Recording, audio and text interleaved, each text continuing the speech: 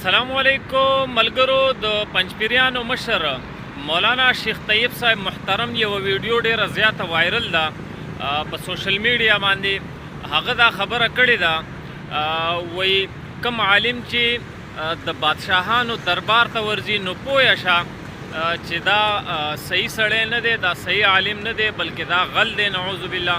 محترمو ملګرو، تاسو وګورئ په دې سکرین به تاسو ته ښکاري چې د مولانا شیخ طیب صاحب محترمو د کومو بادشاهانو دربارونو ته ورغلی دی او ځان ته پنځپیریان حضرات، ځان ته غیر سیاسي هم وایي. دا ویډیو به دوی د قائد جمعیت حضرت مولانا فضل الرحمن صاحب خلاف استعمالوله. خو د الله تعالی شان وګورئ چې دوی پکې پخپله راګیر شو.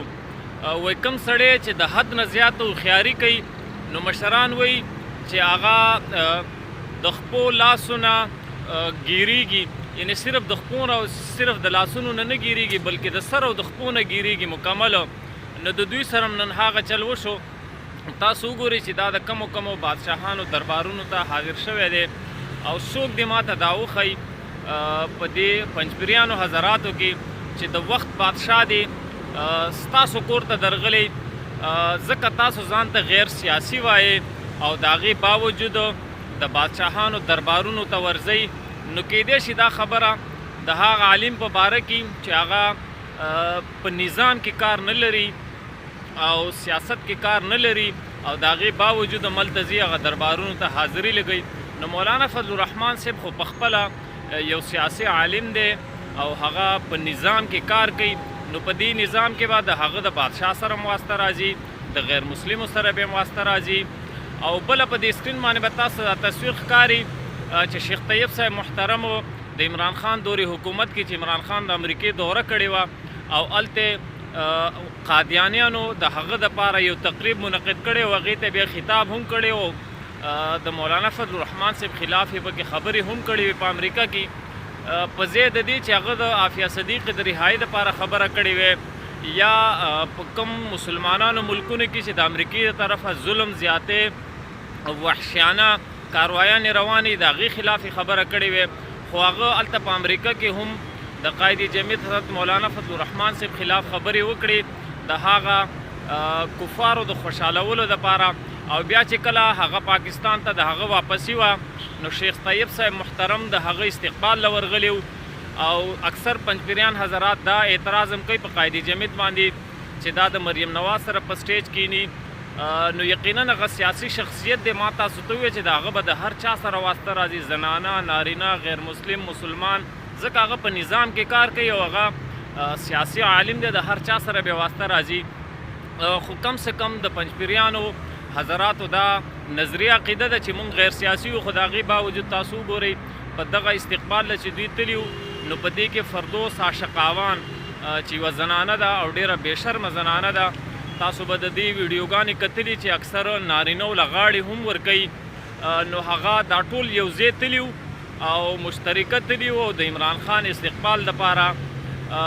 نو په دوی باندې په کار په دې باندې اعتراض شوی وی چې ته خو سیاسي هم نه یې او په نظام کې مداخلت او کار هم نه لري او بیا هم داسې کارونه کې او اعتراضات په مولانا فضل الرحمن صاحب باندې کوي. بعضې خلک وایي چې په شیخ طیب صاحب دا خبره نه ده کړې او دا د هغه خلاف پروپیګنډه ده. نو د شیخ صاحب دا خبرې لږې واورئ، دا بالکل حقیقت دی او شیخ صاحب دا خبره کړې ده.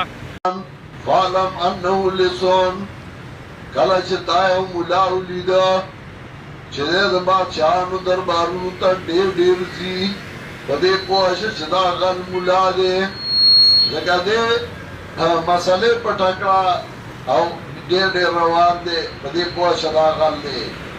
بعضې ملګري کمنټ کوي وایي د علماو توهین دا ښه شی نه دی، اخرت خپل مخ خرابوه ماته وایي. نو زه خو د علما کرامو دفاع کوم الحمدلله او د پنځپیریانو علما کرام هغه موږ ته قابل احترام دي. موږ د هغوی توهین کله نه دی کړی، کله وحاشه الله دې موږ ته هغه ورځ هغه توفیق نه راکوي چې موږ د علما کرامو توهین وکړو. دا بیله جدا خبره ده چې د پنځپیریانو په باره کې د دارالعلوم دیوبند دا فتوا ده چې دا د اهل سنت والجماعت نه خارج دي، مونځ ورپسې نه کېږي. دغه شان د پاکستان تمامو مدارس و دارالعلوم حقانیه، جامع اشرفیه لاهور، د مولانا طارق جمیل صاحب چې کوم مدرسه ده د هغې هم دا فتوا ده. دارالعلوم کراچۍ بنوریه ټاون یعنې د تمامو مدارسو دا فتوا ده چې دا د اهل سنت والجماعت نه خارج خلک دي او دوی پسې مونځ نه کیږي. دغه شانتې د افغانستان چې کوم نوی مفتی اعظم دی مولانا شیخ عزیز الله مظهری صاحب، نو د هغه هم دغه فتوا ده چې پنجپیریانو حضراتو پسې مونځ نه کیږي او دا د اهل سنت والجماعت نه خارج دي. او دغه مفتی اعظم د افغانستان دا د ډاګر شیخ بابج صاحب رحم الله د هغه شاګرد خاص هم دی. ملګرو ویډیو در سره خامخا لایک کړئ، چینل در سره سبسکرایب کړئ او په کمنټ کې قطعا دا خبره ونه کړئ چې زه د علماو توهین کوم. بعضې ملګري وایي چې ته د علماء دیوبند دفاع کوې، د جمعیت علماء اسلام دفاع کوې او د نورو فرقو د علماو توهین کوې. نو الله دې نه کړي چې موږ د چا توهین وکړو. د جمعیت علماء اسلام دفاع، د خپل علماو دفاع کول د دې مقصد دا نه دی چې موږ به د نورو علماو توهین کوو. نور علماو جمعیت علماء اسلام والا دا ټول الحمدلله موږ ته قابل احترام دي.